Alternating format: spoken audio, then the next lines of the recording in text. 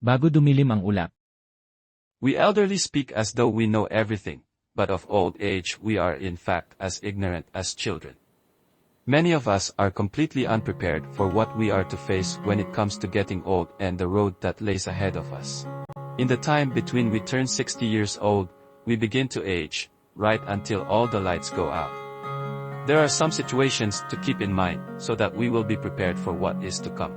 The people by our side will continue to grow smaller in number. People in our parents' and grandparents' generation have largely all left, whilst many of our peers will find it harder to look after themselves, and the younger generations will all be busy with their own lives.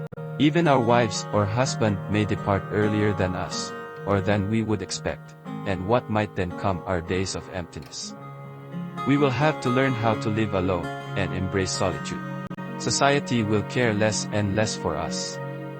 No matter how glorious our previous career was or how famous we were, aging will always transform us into a regular old man and old lady.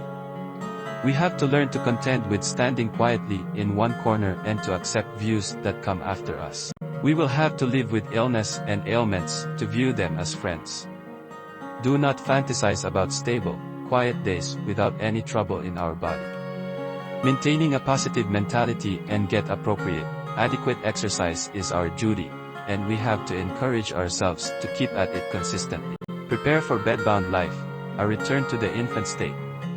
Our mothers brought us into this world on a bed, and after a journey of twists and turns and a life of struggle, we return to our starting point, the bed, and to the state of having to be looked after by others. The only difference being, where we once had our mothers, when we prepare to leave, we may not have our kin to look after us. The last stretches of life's journey will gradually get dimmer and dimmer. Naturally, it will be harder to see the path ahead that we are treading towards, and it will be harder to keep going forward. As such, upon turning 60, it would do us all well to see life for what it is, to cherish what we have, to enjoy life whilst we can, and society's troubles, or your children's and grandchildren's affairs on for yourself. Stay humble, don't act superior on account of our own age and talk down to others, this will hurt ourselves as much as it will hurt others. As we get older we should understand what respect is and what it counts for. We must understand what it means to let go of our attachments, to mentally prepare ourselves. Nature is the way of life, go with its flow, and live with equanimity. Hardly the day started and it is already 6 o'clock in the evening. Barely arrived on Monday and it's already Friday. And the month is almost over. And the year is almost up. And already 60 or 70 years of our lives have passed. So, let's try to take full advantage of the time we have left. Let's not stop looking for activities that we like. Let's put color in our grayness. Let's smile at the little things in life that put joy in our hearts.